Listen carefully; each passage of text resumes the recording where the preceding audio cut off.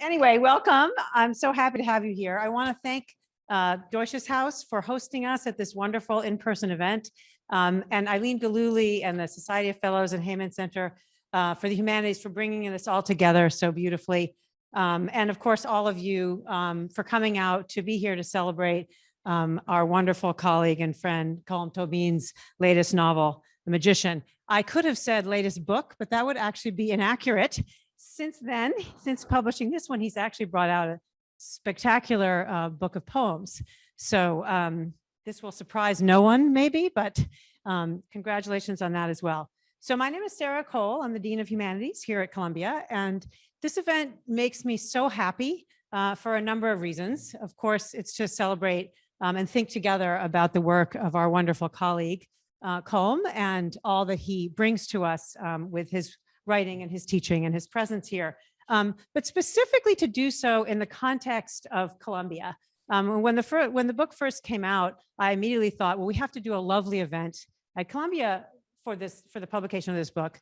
But I thought at the time, and it's indeed been the case, that there would be many such events in New York and in Ireland and online and all over the place. And so it seemed like a good idea to try to think about a way of doing something that would specifically be a part of what we do at Columbia. And so we thought having a panel that would talk about this book from the point of view of so many of its rich contexts and subjects. And so we have stellar faculty and friends who are writers, theorists of translation, scholars of Thomas Mann, so that their work and their ideas crisscross with what this book is about and with its larger project and with the kind of work that Colm does in this book and elsewhere. So I'm so looking forward to hearing from all of you and to see how these approaches will help to open up this wonderful book, and of course to hear from the magician himself. Amy Hungerford, who's going to introduce the panel and is going to be moderating the panel this evening, is the Executive Vice President and Dean of the Faculty of the Arts and Sciences. She's also a scholar of post-war American literature and the Ruth Fulton Benedict Professor of English and Comparative Literature. She's the author of 3 books, The Holocaust of Texts, Genocide, Literature, and Personification from 2003, Postmodern Belief, American Literature and Religion since 1960 from 2010, and most recently, Making Literature Now from 2016. She was one of the founders of the group Post 45, which is one of the few professional associations dedicated to scholars working in post-1945 literature and culture. Her current research is about the sociable qualities of solitude, and she has a popular and free online course, The American Novel Since 1945, which is enjoyed worldwide. I'm really thrilled to have Amy here as a scholar and interlocutor and to help open up this wonderful panel. Thank you, Sarah.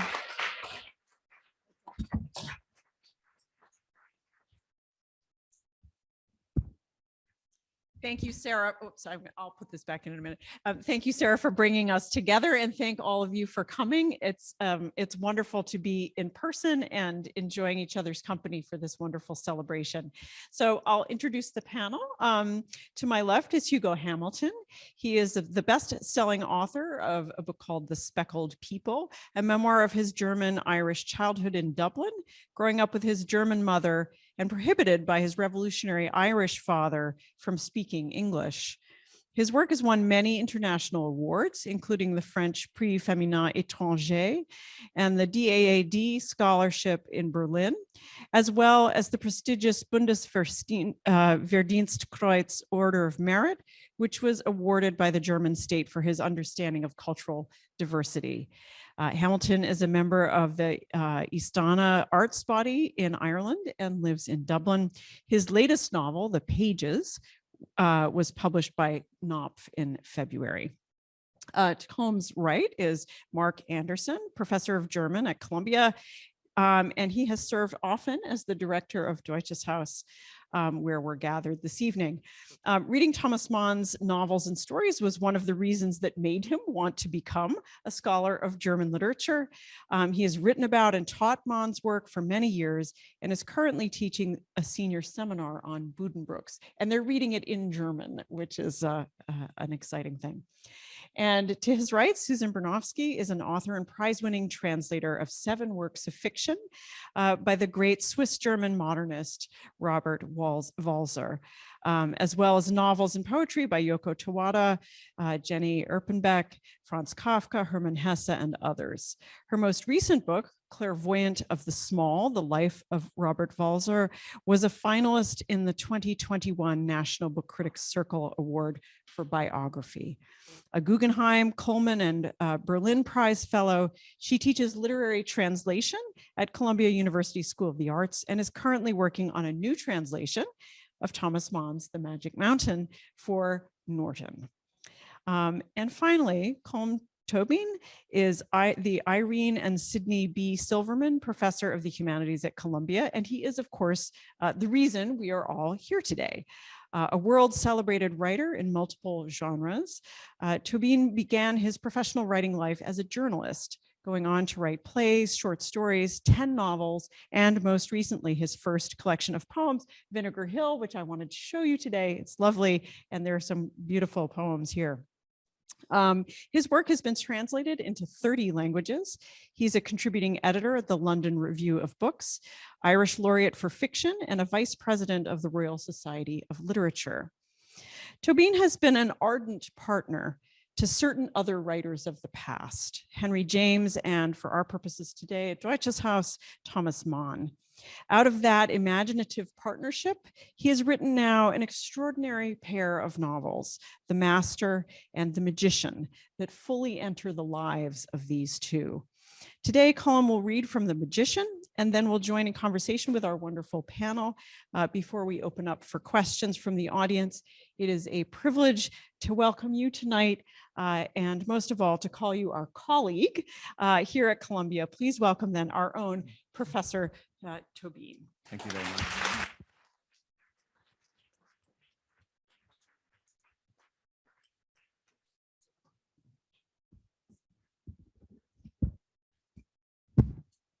Thank you very much, Sarah Cole and Amy Hungerman, Amy Hungerford. And I just want to start by wondering if there was another book that I should have written. That there's something conventional about the biographical system I used here, moving chronologically, really from his very early years to his final year of his life.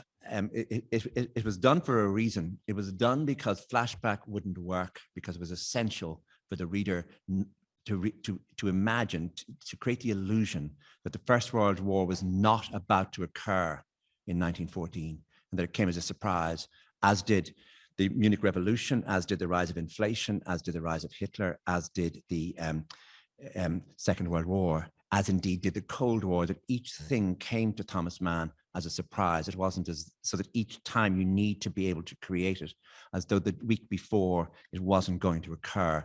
Flashback wouldn't have worked for any of these things. You needed to set the thing in real time so you could see, or at least I could create the illusion that these things in his mind were not about to occur, that he was preparing for another kind of life. Certainly at the time he won the Nobel Prize in 1929, he spent a great deal of money on building a house on the Baltic, the absolute certainty that he was going to be living in that house every summer from then on. He got 2 summers out of it. It was taken over by Goebbels eventually, and he never saw the house again after 1933. But the book that I would have written, had I the courage, is an imagined collection of letters that we don't have. It's an archive is missing. Thomas Mann's wife's letters from Davos in Switzerland, that when she was diagnosed with tuberculosis, she was the one who went first to Davos, and she was the one who let him know the extraordinary sort of comedy and day-to-day events going on in the sanatorium, that he eventually, of course, came to visit himself, so that he became his own Hans Castorp. And indeed, she became some of the, some of the, I was going to say prisoners, but patients in the sanatorium. And it should be remembered, just if we had these letters, we would realize how important she was in his life, how literate she was, how funny she was, how tolerant she was, and how strange she was, in the sense that he came from Lübeck.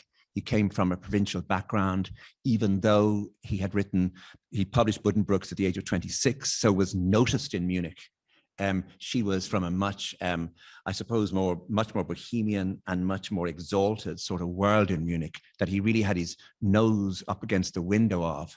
If you go to Lübeck now, if you go into the museum, you can see on the wall the painting of the 5 Pringsheim children that was done at the end of the 19th century, where they're all dressed in sort of circus costumes, 4 boys and a girl, and realizing that Thomas Mann in Lübeck saw that reproduced in a magazine, and these were people who lived in Munich. He didn't know anything about them, but he liked it, and the way you would a rock star or a sports star, he cut it out and he had it on his wall. So he knew her before he met her. And for him, this was some notion of glamour. These were very beautiful looking kids. And when he arrived in Munich and became a young writer there, he began to notice her because the family was prominent. They were assimilated Jews. Her father was a professor of mathematics. They were immensely rich. Strangely, they were very closely associated with the Wagners. They had put money into the building of Bayreuth, and Katia Pringsheim's brother was studying composing and conducting with Gustav Mahler. In other words, the very things that Thomas Mann most cared about, Wagner, Mahler, were ordinary names for these people, that there were people that they knew and people they saw regularly who they invited to their house. And so he proposed marriage to her. It's hard to imagine anybody else agreeing to marry him. And it's clear that she was under no illusion about him. Her letters are missing, but we have her book of memoirs, a book called Unwritten Memories, dictated towards the end of her life. And in it, we see that, what I was talking about, the sort of tolerance, good humor, the wisdom, and just saying, yes, Tommy and we were in Venice in 1911. And yes, there was a boy on the beach. And yes, he couldn't stop looking at him because the boy was very beautiful. And no, he didn't follow him in the streets. And she says that he didn't do. But the whole idea that her husband would have done this would not have surprised her. Her grandmother was the most famous German feminist of the time. Her grandmother was still alive when Death in Venice came out. And she adored the book. She wrote an essay, she wrote a piece about it in a Berlin newspaper saying how wonderful the book was. And I mean, I should tell you that sometimes in this book, there are things that are just not facts, that there were times when something would occur to me and I thought, well, I'll put it in now. I'll take it out tomorrow morning and I'll see how it lasts. And then, so I have the grandmother saying that she really had thought homosexuality was the most marvelous thing and should be encouraged and encouraged in men all the way, because of course, if they could just get involved with that more, they would leave women alone. And her grandmother did not say that, but in my book, unfortunately, I gave into the temptation that she would. So I just want to read 2 short bits of the book just to give you a sense of this. This is the first time Thomas Mann, he's in his late 20s. He's a famous young writer, and the hero, or the young protagonist of Buddenbrooks at the end of the book is called Hanno. You just need to remember that. And anyway, he gets invited finally to their house. There were, he guessed, more than 100 people at the Pringsheim supper, the first one he attended, with tables spread over several of the reception rooms. Most of the rooms had carved ceilings and inlaid paintings and murals. No surface was undecorated. He arrived accompanied by the nervous young poet and the poet's aunt, the painter who wore many glittering jewels around her neck and in her hair. The Pringsheim boys, she said, especially Klaus and Peter, are a lesson to the youth of Munich. They're refined and civilized. They're already achieved a great deal. Thomas wanted to ask her what precisely they had achieved, but as soon as they had handed over their coats, she moved away from them, leaving the 2 young men to linger in the shadows, watching the scene. A few times, he caught Katia Pringsheim's eye, and while she seemed amused at his presence, she did not acknowledge him directly.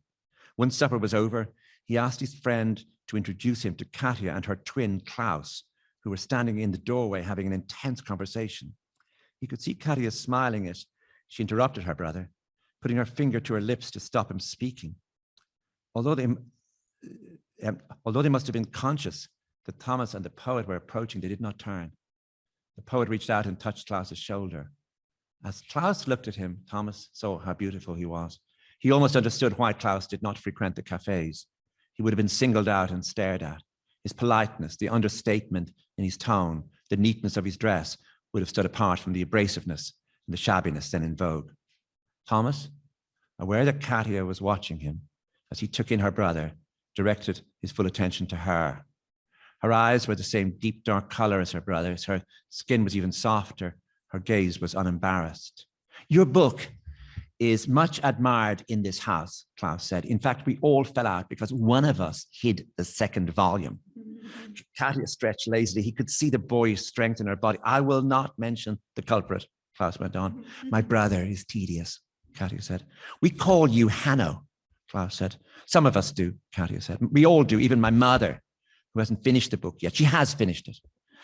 As of 2 p.m. today, she had not finished it. I told her the ending, Katia said. My sister spoils things for people. She told me the end of Die Walküre. My father had already told us, and I was worried that he'd find out you had not been listening. Our brother Heinz told us the end of the Bible, Klaus said, and it really ruined everything. That was in fact Peter, Katia said. He's horrible. Our father had to ban him from gatherings. My sister spends her life listening to our father, Klaus said. She actually studies with him.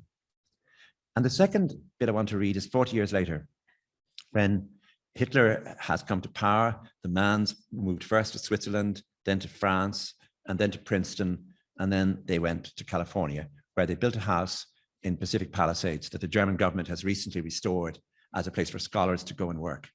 And in that, some wonderful things have happened. The baby grand piano that the Manns had went back to Europe with them. But Frido, Thomas Mann's grandson, has given it back, has brought it back across the Atlantic, right across America, and it's now back where it was in that room in the Mann's house that they moved into in 1942. Thomas Mann's youngest child, Michael, was a viola player, and he was involved with various string quartets. In fact, you can hear him on various recordings on CD. And Thomas Mann asked his son, Michael, would he, with his quartet, come to the house when it was recently built and play Beethoven Opus 132, one of the great last quartets. And eventually Michael agrees to do it. And so this is just a small bit describing that business of almost, in a way, I suppose the issue is that Mann became deeply concerned about orchestral music and about that the very music he had loved was the very music that Hitler had loved. And that whatever stirring of the emotion, the great symphony orchestra music of the German 19th century had caused, it had poisoned certain spirits in a way that had delighted others. He was puzzled by this and disturbed by it.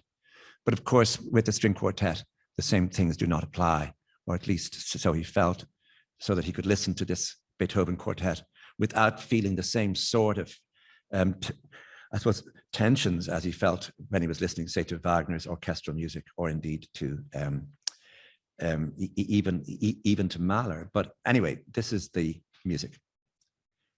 The four young men were putting their music stands in place, and I'll go to paragraph later. When the music began, Thomas was struck by its daring, the quiet release of a sort of anguish, followed by a tone that suggested, with hints that the struggle brought both pain and joy. He must, he knew, stop thinking, just give up trying to find simple meaning in the music, but instead let it enter his spirit, listen to it as though he might never get another chance.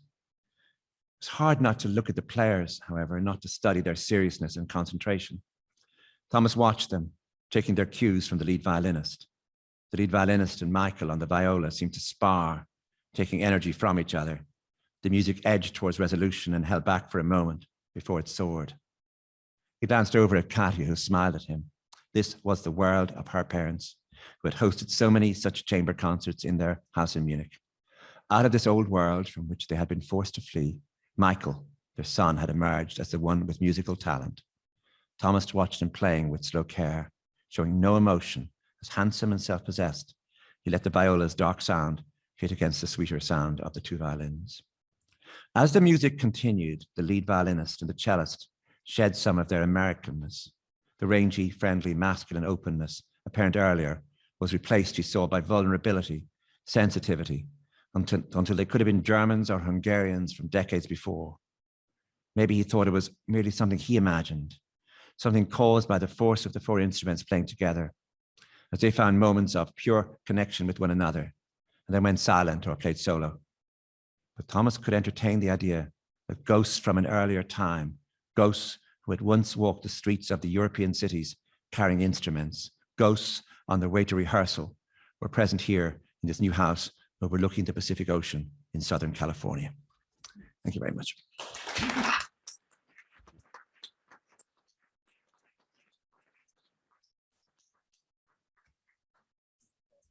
I guess I should take. Oh, yes, you should. There you go. Thank you very much for that wonderful reading. I wanted to say that I don't think that Thomas Mann ever lectured at Deutsches Haus at Columbia. I don't think he ever lectured at Columbia, even though he was at Princeton and could have come here easily. But when Deutsches Haus was founded shortly before the First World War, if I'm not mistaken, Thomas Mann sent a telegram of congratulations. So I find it appropriate that we are, of all places, at Columbia, here at Deutsches Haus. I want to ask a question about the work of biography and what makes this book a novel and not a biography. I mean, Thomas Mann is a very public writer, was a very public writer. He was famous early on. He was pushed by political events into the limelight. When the Munich Revolution broke out, people were debating whether to lock him up or not. During the rise of Nazism, he took a public stance. He gave lectures and made radio broadcast when he was in exile here. So much of his life is in the public record. Then his own diaries came out. Memoirs by his immediate family were written, not only his wife, but his children wrote memoirs. And you know all of these. So I guess my question would be, did you feel constrained by the public record? Did that keep you from inventing and novelizing the narrative? And would you agree that in an earlier generation, before autofiction and postmodernism complicated things, that we would have felt comfortable calling this book a biography? I mean, I think the first thing is that Thomas Mann himself wrote a book called Lotte in Weimar, The Beloved Returned, in which he really invoked or evoked a period in the life of Goethe, and it was Goethe he was talking about, and so it isn't as though this is new, and it's just I would suggest that it suffers from the constraints which relate to fact. In other words, if I say he went to California and built that house in 1942 in that place, then he did. If I name the architect, that is the architect. So that I mean, that sort of structure is there as a way of creating what? And a way of creating an illusion. In other words, I have no interest in knowledge. My interest is in creating an illusion so that you, as the reader, enter into the spirit of Thomas Mann by a system of writing narrative called third person intimate, in which everything is he, everything is told from his point of view. It never breaks from his point of view. My aim is to make absolutely certain each sentence is from his point of view, and that everything known it has to be known by him, if there are things known, and that the intimacy is therefore what's required more than anything. It's a novel set, I think, mainly in domestic space. There are certainly no battlefields, and there are as few large occasions as I can manage to keep down. And my aim is this business of what fiction does, which is create illusion, so that you, by a certain page, you turn the page thinking that you are actually in his memory, in his mind, in his imagination, and that his desires are close to your desires. This means, by a certain point, I don't have to, he can, there are times in the novel when he becomes a ghost in the room. His children talk much more than he does. His wife does, his brother does, and that he's often silently there watching them. And what I'm trying to achieve is that you're there too in him, that you're the one watching the scene too, and that you have ceased to you cease to look at him. You have, if I can manage it, become him. Now, I think this is very far from what a biographer should be doing. And I mean, I may be wrong, but this is and we should remember that I mean, Hugo Hamilton's novel, The Pages, is narrated by an actual book, a volume of a book by Joseph Roth. And you actually, if I can create the illusion, I mean, if he can get away, as he does in his book, with making you believe that this book, there's a moment where this book gets back to Germany, I'm giving the plot away, and he is in, and the book is among other books, and they have an evening together, the books.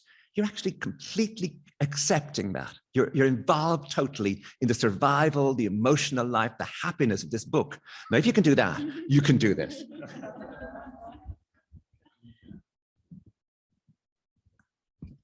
I've got to follow up on biography, which a topic that's been very much on my mind recently.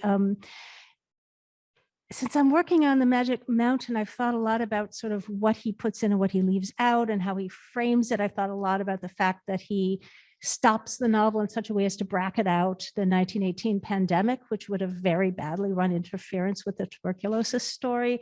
And rereading your book, I think that you are very artfully leaving out certain things, like in the Nobel Prize story, it's part of a transition into Hitler's rise to power, you know, where it makes him a public figure. And so, you know, you left out, you know, the fact that there was an insult hidden within the great honor, in that, you know, the prize that he received as a middle-aged man was for his, specifically his early book, ignoring the Magic Mountain. And I'd love to hear you talk a little bit more about how the process of sort of creating the arcs and letting things fall on the cutting room floor went. I think you have a duty, your responsibility is to the reader. And one of those responsibilities, if you're writing a novel, is not to be tedious. You know, just get up in the morning and say, just let's not be tedious today, if everyone doesn't mind. And this means that there are certain parts of this story that I could find no drama in. I could find no drama, for example, in him writing the Joseph novels. I just realized that if I keep describing the Joseph novels, I'm going to lose the thing I most need to keep, which is the reader's full belief, full attention, that the illusion will be broken because I'll be filling in gaps. And the importance, I mean, it is extraordinary that he stopped writing for those 4 years. That the First World War breaks out and he goes nuts. And we know this because he writes articles that really are Prussian militaristic articles. And for this most rational man watching him being fired up in this way. And of course, other people, Henry James was equally fired up in England at exactly the same time on the opposite side. And he took British citizenship, partly for that reason. And watching him then spend those 4 years really wasting them. Golo, his son, has a description in the book of how cranky he became at the table, and he would pick on his son Klaus. And he was being overseen by a man called Ernest Bertram, who became later sort of one of the sort of intellectuals for the Nazis. And he knew more about Nietzsche than Thomas Mann. And Katia, Mann always said, you know, don't ever ask him anything because he never knows more than is in his book. In other words, he did the amount of reading he needed. He wasn't a scholar. He didn't have that sort of education. So those 4 years were spent trying to grapple with most serious matters to do with being a German artist and what culture meant versus what civilization meant, with many quotes. And what I feel he was doing was he was secretly writing The Magic Mountain, that he was secretly getting all the poison out of himself so that he could write a much purer book. And that if he tried to write The Magic Mountain during the First World War, another, I think, much more flawed book would have emerged. In other words, he almost needed the defeat to see the defeat on the other side before he could write the book. So yeah, there were times where I had to, for example, there are 55,000 words missing. I mean, they're at home. I mean, I could show them to you, missing from this book, because I did so much work on the whole relationship with Adorno, for example, and it's just gone. It just fell away. It just fell away. And I was determined at one point that the word Settembrini would not be in this book. You know, that once if I started trying to explain the arguments in between, you know, in The Magic Mountain, I would again lose the book. So I realized slowly that I was interested in him as a domestic figure, as someone in a family, as someone who had, in a way, a very uneasy relationship with obviously with his sexuality, but also with his own politics. and that I could work with all of that in a way that but my job was not to paraphrase each novel as each novel came. So yes, the Nobel Prize, when it came, I didn't want to do the big Stockholm, set scene in Stockholm, because what was more interesting was in 1929, this marked him even more, and it brought him into the public sphere. And his entry into the public sphere does have one really heroic, I think, 3 or 4 years, from maybe 41 to 44, when he did make these wonderful speeches that did inspire people, and 5,000 people would come to hear this man speak in America. And Roosevelt wanted him to do this, and it was called the coming victory of democracy. And he spoke very beautifully, but his own politics had evolved to that point. It wasn't as though he was always like that. So as a public figure, one finds him wavering, one finds him developing. It's a gradual process, becoming the great man that he became in those few years. But I have to be careful all the time that if I decide that I have some duty to the facts, to the story, to some novel he wrote, to Royal Highness, for example, which I could easily have gone into, because it's really about Katia, it's about his marriage. But I just had to stop, because I thought, I'm like him in the sense that everything I know, I found out just recently because I needed it for this book, and therefore you have to be very careful. It's like people, autodidacts, which, is what I was for this book, are really always showing off. And I had to be careful, just don't show off too much.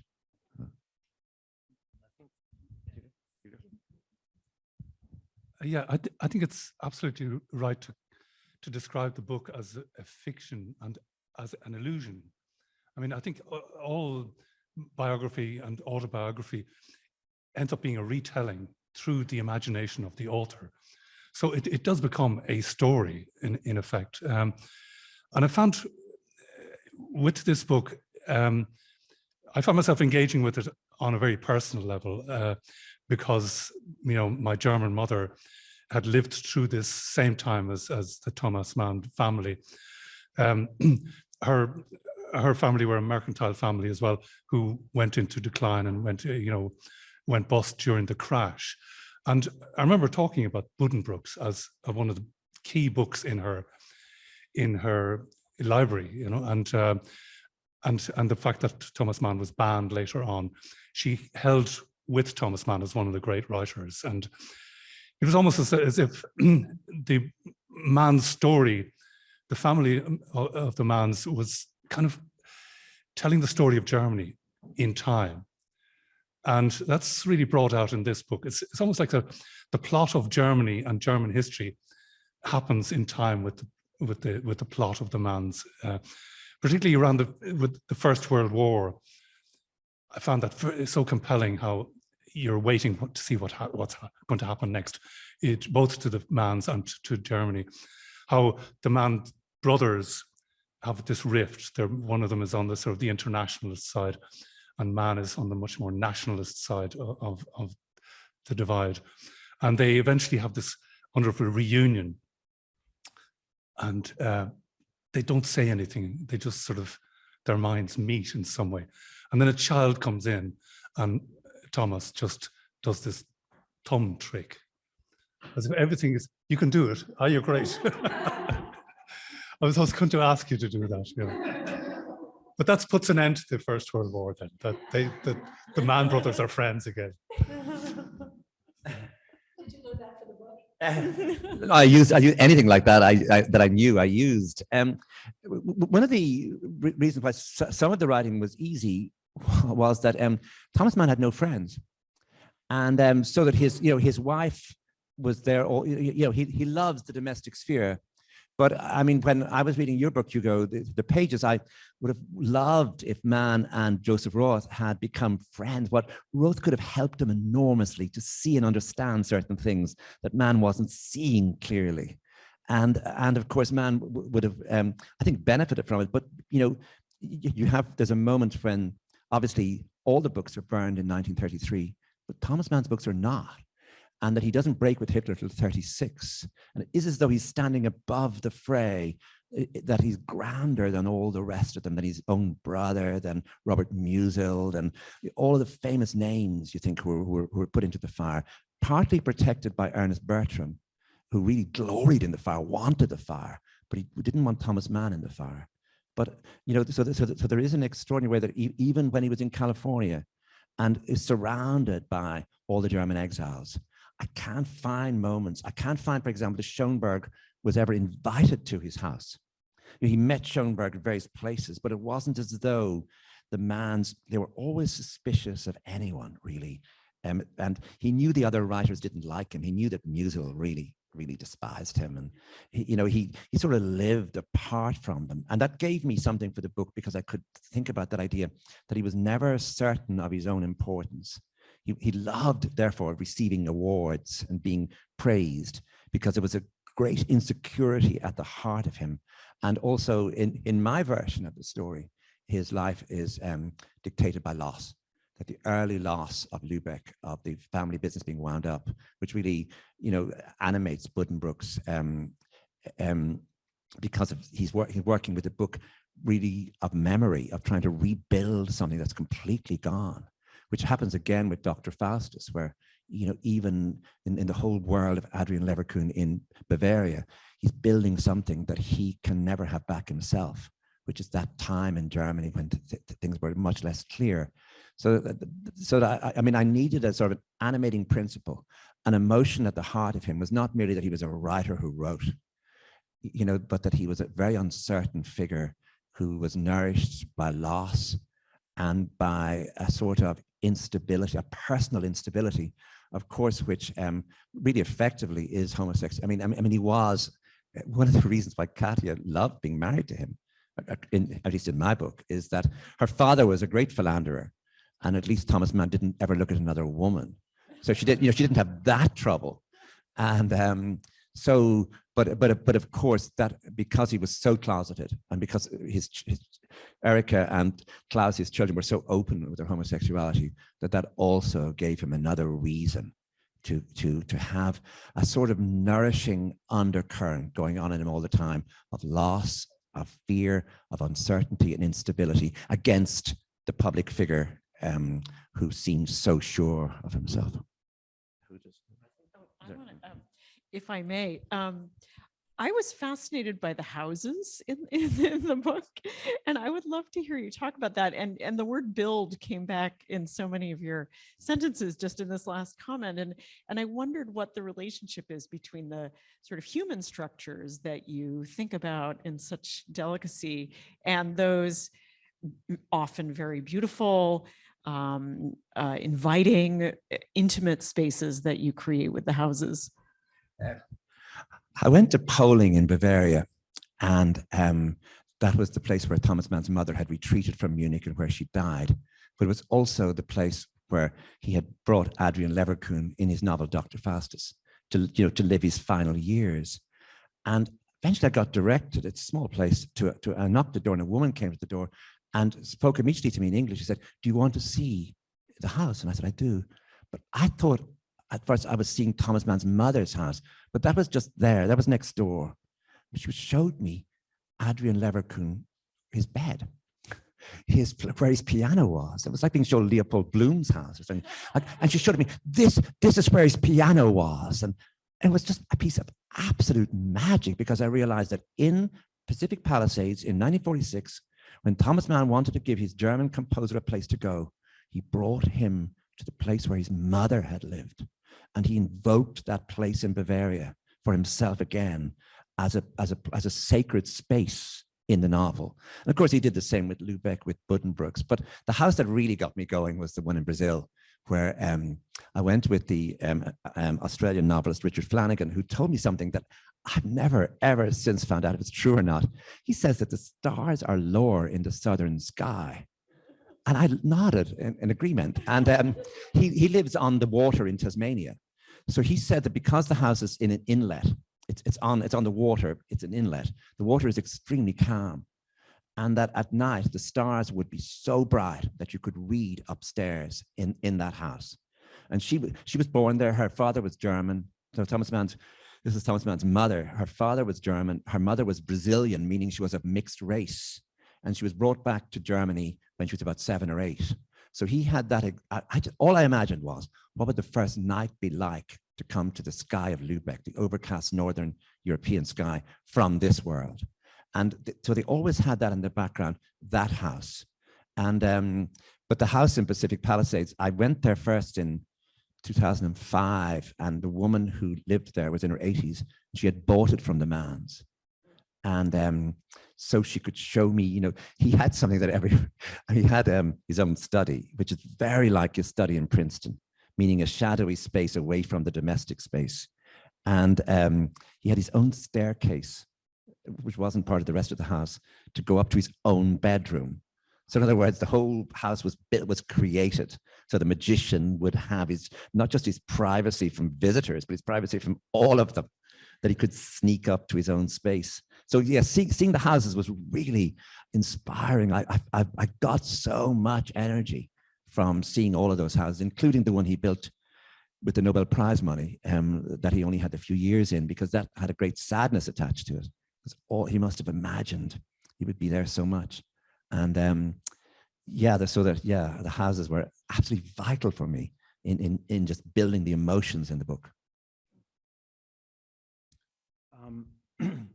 I want to ask about the perspective. You said that you wanted the reader to be inside of Thomas Mann. I felt that on every page. I felt like I'm really with him. I felt really like I got to know the family, but from his point of view. And I think the result, very often, you know, you read about Thomas Mann and he doesn't come off very well, you know, including when his children talk about him. He was surrounded by people who committed suicide. 2 of his sisters, 2 of his children. It was, and they were very hard with the person that they saw, who was so cold and so fixed on his own career that he didn't have time for them. In your book, he's much more human. You see him taking in these reproaches of the children, but not meaning them ill, but incapable of explaining himself to them. And I just wondered if that was a conscious decision to humanize him, to make us see him from his point of view, and make him more sympathetic, or whether it just came naturally from working from that perspective. I mean, that's the big problem, that you're dealing with someone who really, I mean, it's a nightmare having all these children because they all wrote books, and Golo is particularly tough on him. But Michael, you realize from other things that Michael did and said, that Michael really did not like him. And he seems to have only loved one of the 6, which is his daughter Elizabeth, who said something wonderful. I think she said something it should be written up and on the walls and places. She said, after 30, after 30, no one should blame their parents for anything. And but the rest of them did blame, and there was always a sense of him that those 4 hours every morning in his study were sacrosanct. No one could disturb him. But it wasn't just that; it was also a sort of general coldness to the world, a way of gazing at the world with less than affection, you know. And he wasn't. But you have to be careful not to be anachronistic. You know, this business of fatherhood and parenting. I mean, this is 1905, and this is another country. You know, and we have to be very careful not to sort of say, well, why didn't he hug them? Who did hug? You know, but once you start letting the story be told from his perspective, and once you go more and more into, you know, by giving him early loss. I mean, what seemed to me extraordinary was that after his father died, his mother moves to Munich, but they leave him behind in Lubeck. So he's a year or 2 on his own there, finishing his studies. And once you give him that, he can do anything for the rest of the book, because the reader, my job is to get the reader to feel what loss, what loneliness, what strangeness those few years were. And the way in which his older brother seems to sort of bully him, or just is not kind to him, and the way in which the rest of them have deserted him. So once you give him that, I feel you can then ask the reader to follow him into adulthood, realizing that he is in some way or other maimed by that. and the maiming was done to him. He may have passed that on, as Philip Larkin said, you know, they were fucked up in their turn, but that he had been too. It started before, you know, his men in old style hats and coats, you know. Yeah. Colm, there is a great moment you touched on earlier on, where Mann sort of thinks about the music of Germany and how it, you know, it led to Hitler, and it also led to all this wonderful intellectual, the cultural side of Germany. And he's caught in between, and that's sort of what brings him to writing Dr. Faustus. I want to go back to the earlier part of his life then, when he was sort of, you know, when he's confronting himself over his political views. And you mentioned Joseph Roth. I don't think he would have liked Joseph Roth at all. I mean, Joseph Roth was a drunkard.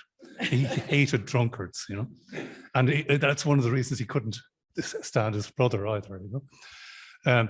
But Roth very famously said this very grand statement: never have German writers been so loud as they are now silent. Mm-hmm. You know, it was a very powerful thing to say, because so many writers were being silent and saying nothing about the rise of Hitler. And when Mann then made this speech in the Beethoven House in Berlin, saying the appeal to reason, that was huge for people like Joseph Roth. He thought, oh my God, now he's finally said it. He's now on our side. I know he later on sort of was worried about his sales and stuff like that, as all authors are. But, you know, you have to sort of admire that courage at that moment for him to have made that statement. It was a time when sort of already people were being brutalized on the streets, so he could have been taken out of there and manhandled. But that's a really sort of, it's a contemporary issue, isn't it? Now, like who has the courage to say things, and is it worth saying things? Worth? Yeah, I mean, that particular occasion, he realized that the Nazis were planted and that he was going to be interrupted throughout. And then it became the question of his safety. And he got a note saying, just stop talking and get off the platform. But whatever, he realized, don't do that. Don't be seen to do that. And interesting, the person who got him out of that building was Bruno Walter. You know, in other words, that Bruno Walter knew, because he knew the concert hall, that you could go this way and that. And so that really from that moment onwards, he was marked. But he was marked, I think, by the Nobel Prize. And he was also marked by whatever effect the Magic Mountain had on the German reading public. You know, he had written Buddenbrooks, but in a way, everyone had lived Buddenbrooks. But he had lived it, but he imagined the Magic Mountain. And that had, I think, you know, in the novel I'm talking about, he realized there were a number of Germanys, and he spoke directly to one of them. And that one was that he would go and do readings, or he would do lectures. Of course, the marvelous thing with the diaries is we learned that instead of going home and saying, you know, marvelous point I made in the second part of the lecture, he said, no, young man in third row caught his eye for one moment. Oh, the dream in his gaze, and you know, and of course he knew these diaries were going. I mean, these diaries he left them in his will to you know, to the future, so he knew they were going to be published. He wanted to be known, but of course the people, he had a huge audience. He meant something after the publication of The Magic Mountain. I don't know if that's something that you know, that his name moved upwards for the Germans from someone who had merely written, you know, the novella Death in Venice and Buddenbrooks, into writing this piece of great imaginative literature from a tiny moment from a 3-week visit into a sort of 7-year epic. You know, and it's also, I mean, it was also, you know, a book that spoke to a historical period that was right before the war, for which there would have been a lot of immediate nostalgia at that moment. So I think that's very much true. This is a perfect segue to a question I wanted to ask you, though. So I know that you must have admired Thomas Mann deeply before you started this project, or you would not have started this project, I think. Did the experience of thinking about him so much as a person change in a significant way how you feel about his work? I think that all of us have this experience of what you read at 19 and 20 makes a huge difference to the rest of your life in a way you don't even know at the time. And I would have read Henry James and Thomas Mann in those years with a particular intensity. And I would have felt maybe that they were writing from entitlement and certainty, that there was a stability in them, in their very names, the way their names were on the book, their photographs, their biographies. They seemed to be dedicated to being writers. And in the case of Henry James, you realize much later how little of that was true, how much uncertainty was there, and how much pain and how much loss.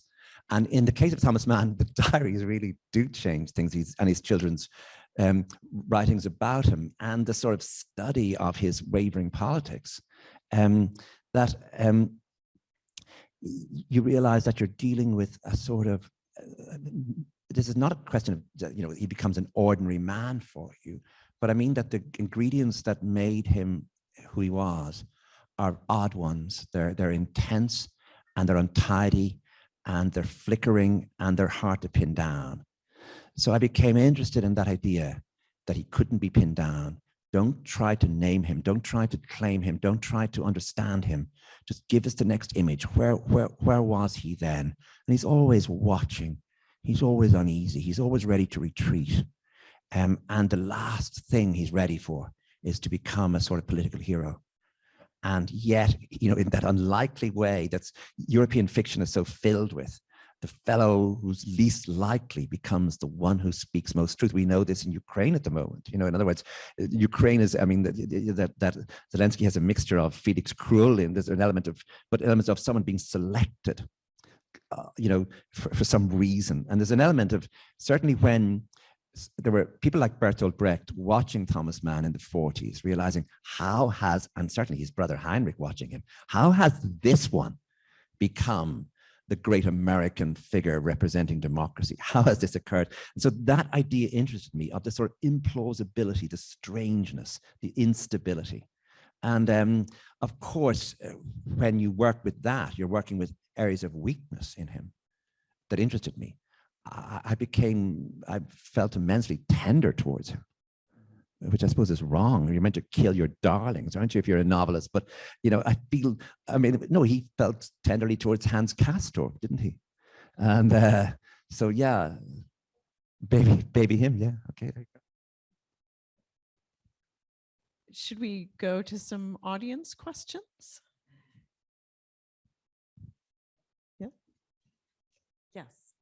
And I'm gonna, I think my role is to say your question again, and I will do my best so that those who are listening online can hear people's questions, or at least hear the substance of them. So I will try to hear you as best I can, and if I make a mistake, let me know. So please. Thank you. So in the master, you were both on Henry James, but Florence and Brooklyn, the narrative unfolds in a much shorter period of time. But this book covers more than half a century. I was wondering what that decision will make you choose to cover so long period in this book. How does that affect So Colm, I'm going to say the question again if I can. So in Brooklyn and in the Master, the time period covered in the novels are shorter. And the question was, what made you choose this much longer durée for this novel? With Henry James, he wrote those three masterpieces, The Wings of the Dove, The Ambassadors, The Golden Bowl, a year each, on his own in Rye in Sussex, 1901, 1902, 1903. And what I'm become interested in is the 5 years before that, when really the only important work of fiction he writes is The Turn of the Screw. Mostly he's watching and waiting, he's failing, things are not happening, and he's alone. He moves to Rye in 1897, so that I have a 5 years where I sort of have him alone. I have him doing very little. He's not traveling because he's beginning to dictate his work, which he starts to do in 1897. So he can't bring the typist with him to Italy, so he doesn't go anywhere much. And because he's alone, things can come and haunt him. As sort of a memory, a letter from his brother, anything at all can come to bring us back to a time earlier in his life. So it's flashbacking, because he's alone and these things can come. As I said at the beginning, the man's story is so much dictated by war. You know, Henry James, he became a writer in the early years of the American Civil War, and he died in 1916. So that he has a long period of time, you know, really where his life is not in any way affected by war. But once that happens with Mann, and each war affects him in such a really different and interesting way, I felt that I couldn't find a period. I mean, I could have tried in Switzerland at the end of his life, him writing Felix Krull, making fun of himself and making himself into a sort of trickster, imposter, chancer, and looking back over things. But I felt I would miss the intrinsic melancholy of the story if I did that. And I would miss also the way public events changed him, as I think they did everyone who went through those experiences in those years, especially on the German side. And so I just couldn't, I promise you, I tried every way of reducing this to a you know, manageable few years in his life. And I promise you it wouldn't have worked. I mean, I desperately tried not to do this in this clunky chronological way that I did, but I was stuck with it in the end. I mean, you know, that's what happened. I don't think we're complaining. Another question, yes.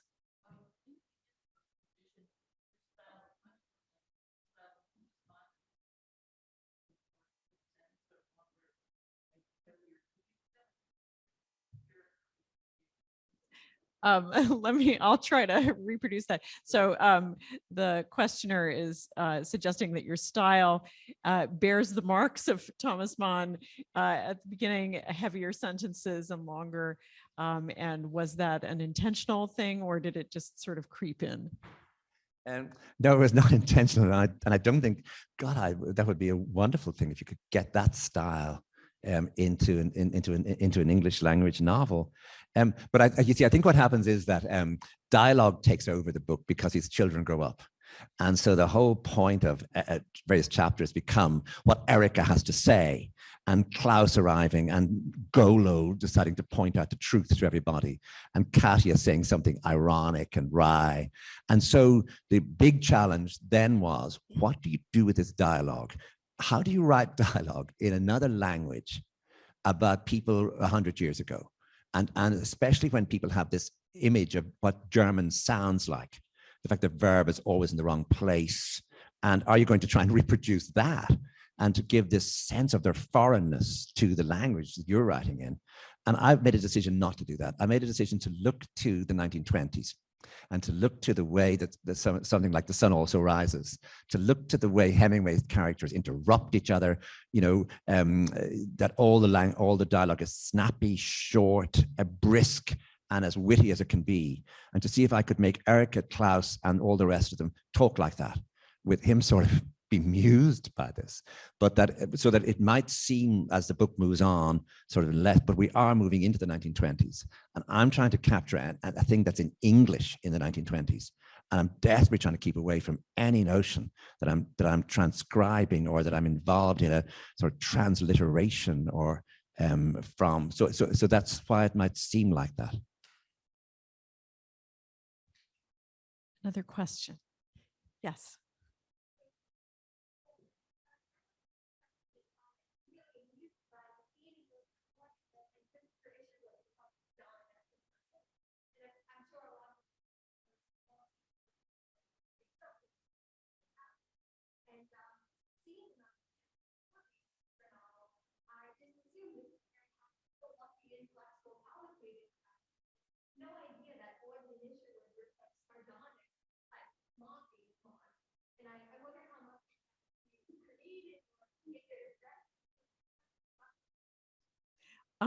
The questioner is asking about the scene in which Auden and Isherwood visit the Mann home in Princeton, and you know, how much of that did you invent? That sort of ironic, mocking conversation, and how much is there a record of that? Well, the first thing is that Erica Mann was really running out of road by about 36 because her passport was up and the Germans would not have renewed it. So she was at a party in Amsterdam and she met Christopher Isherwood. And as you do, she said to him, "Would you marry me?" And Isherwood decided he wouldn't, that his mother wouldn't like, his boyfriend didn't want it, nobody wanted it. So he said, "But I know someone who would." And they sent a telegram to Auden, who replied, "Delighted." And so Erica put on her best suit and tie and went to England, and she married Auden. Now, this made a huge difference to her life because it meant that she was a British citizen for the Second World War. It meant that she could report for the BBC. It meant she could attend the Nuremberg trials as a reporter, and it gave her an extraordinary freedom that she would not have had even as an American in the Second World War. Of course, it meant also that she didn't bother getting American citizenship, which left her stay in America very precarious at the end as the FBI got on her case. They thought she was a communist. But anyway, in the middle of the whole thing, Thomas Mann is trying to get citizenship, and he's really sort of, all of them are worried about the fact that that America's closing its doors. And so he allows journalists to come, as you say, from this magazine and photograph the happy Mann family in their exile. And of course, Auden has to come down because he's meant to be married to. And of course, Auden has been saying things. He calls Klaus Mann subordinate Klaus. He's famously, someone said, "Who's the most boring writer in there?" I said, "Oh, my father-in-law." You know, so that Auden is coming down with that look on his face. But of course, Auden brings Isherwood with him. There's one moment which is true where the photographer says, "Who's he?" And so he's a family pimp, meaning, you know, he found Auden for the family. He's the pimp.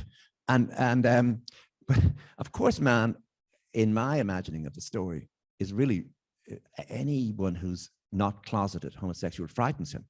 You know, these guys coming down. And then someone told me that in Princeton, the swimming pool is right in the middle of the campus. And that before women were allowed on the campus, the guys swam naked. And so I desperately didn't find out if this is true or not, because it was so good for my story that Auden and Isherwood have discovered this in New York, and they've come down to Princeton regularly to get into the pool, which I mean, and so all of that stuff. And then I decided that something had to happen at the table. Someone had to say something. So all the Virginia Woolf stuff is made up. I mean, I promise you, it's just pure mischief on my part. It should have been taken out. I just didn't. And I'm really sorry. But I've been asked, did Auden really have those views on Virginia Woolf? And I said, no, he could have had. But the thing that's, maybe the thing that's more important there is that Thomas Mann is now, this is say 39. Thomas Mann has been in exile now for 6 years, and he's been wandering. And he realizes when he looks at Isherwood, who he just dislikes. Isherwood tries to talk German to him, which is an awful mistake. And he wishes Isherwood would go away. And he feels they're all cheeky, these Englishmen. And he realizes also that in the 6 years of exile, he's never been able to be rude to anyone. That if you're looking for asylum, you have to be constantly polite. And he'd actually like to be rude for a change. So he decides to pick on Isherwood to be rude to. Now, I made that up as well.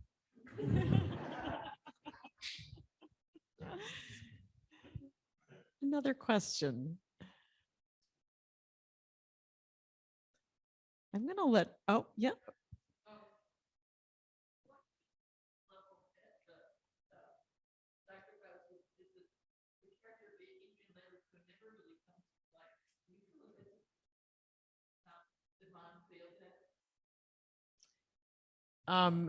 Yeah, do you want to, I think maybe you'll repeat the question. Yeah, does the figure of Adrian Leverkuhn in Dr. Faustus come to life? I think I'd like to hand that over to our two Germanists here. I don't think so. I don't think so. I mean, although one of the things that intrigued me in reading your book was this notion that everybody around Adrian Leverkuhn dies, that he's this genius. He has this musical gift that goes beyond what is human, and it's symbolized by the pact with the devil. But the people around him die, and I thought that, you know, you seem to be playing up that connection between Mann, who was surrounded by death, and Adrian Leverkuhn. Yeah, I find Dr. Faustus totally convincing because of Zeitblum, because of the way it's narrated. It's narrated by a German humanist as the war is coming to an end in the last 2 years of the war, who's remembering his genius friend. And he isn't exactly an unreliable narrator, but he is stunned by what has occurred. And he's writing out of a sense of wonder.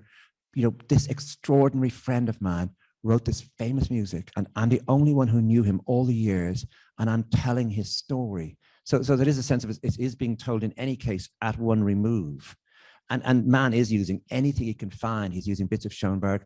He's using bits of Nietzsche and Nietzsche's madness. And Hugo Wolf, anything at all he can find in the making of Leverkusen. But he does put in the most extraordinary way, both of his sisters' suicides are put in as they occurred. He puts that into the book, and he puts in a version of his own mother as the Frau Senator in the book, so that he's putting all the things that he has at his disposal, the books he's been reading, and the tragedies that have occurred in his family. And then the weirdest one of all, because I haven't met Frido, who's his grandson, who's still alive, who gave the piano back to the house. I've almost met him. And but Thomas Mann loved his first grandson, and they were in California, and he saw him regularly, and he just loved how for example, he spoke German in a funny way that Thomas Mann just started getting the language, hearing a child speaking German again in 1942, 43. And in Dr. Faustus, he has Adrian Leverkusen taking in his own nephew, the little boy Echo, that everyone adores. And all of the family realized that he was using Frido to make Echo. And then he kills Echo of slow meningitis. And it is the most savage thing. You realize that this is of all the examples we have of writers, doing something to their families or their friends, or like being brutal in that way, or being single-minded, perhaps is a better word. That killing is an extraordinary moment. And but I find the book overwhelmingly emotional. This idea of this constant loss and death, and also the way in which it's being told as the war is coming to an end, with the Zeppelin realizing that Germany will be destroyed now, but that has to happen. But it will be disaster nonetheless, but it has to happen. I don't know, do you find that? No, I agree with you that the book comes alive, but the character of Adrian Leverkusen is like shrouded in, there's a kind of cipher. It's a little bit like Gerda, the mother in Buddenbrooks. We never get inside of her. She remains this mysterious figure through the end. Susan, Hugo, would you like one more question? No, go ahead. Susan?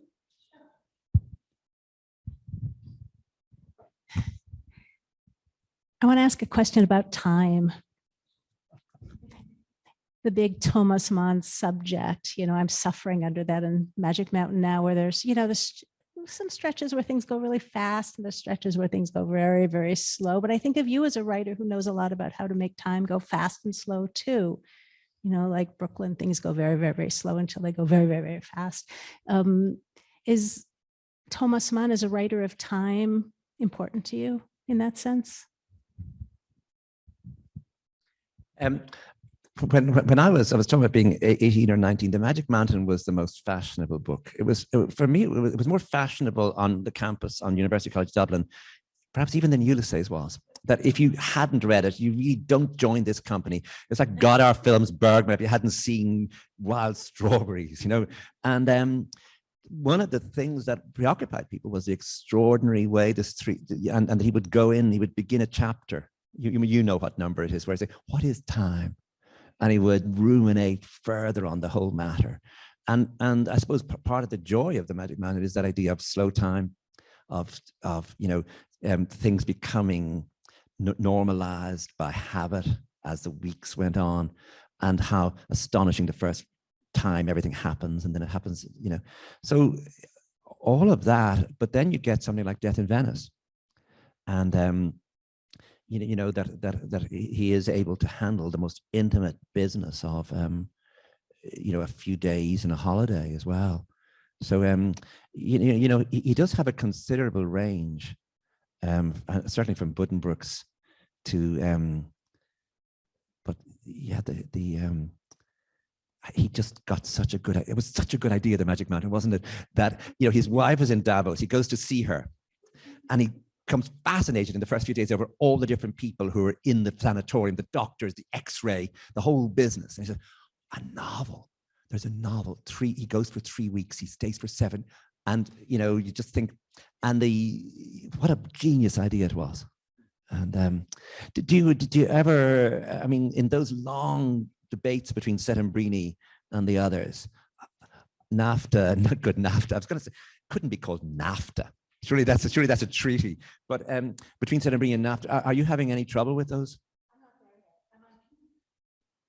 I'm on page 423, where Hans Castorp is sitting on his balcony reading turn of the 20th century physiology textbooks, for which Thomas Mann, I believe, did a lot of cutting and pasting, which has been, you know, everybody knows what sentences come from which books. And that which for him was fun, easy research is me tearing the hairs out. And yeah, thinking time is very long right now, but I'm learning a lot. I'm learning a lot about, what physiology looked like 100 years ago. It's interesting. Colm, you've been so generous with your stories and with your writing. Instead of asking you the last question, which you probably on a book tour for this will get very tired of, which would be, and I don't want you to answer, which would be, which writer are you going to inhabit next? But instead, I'm going to throw it out. We have wine and time to talk to each other. And why don't you all decide which writer Colm should inhabit next? And when you come up to him, maybe you could make your suggestions. Colm, thank you, panel, and thanks everyone.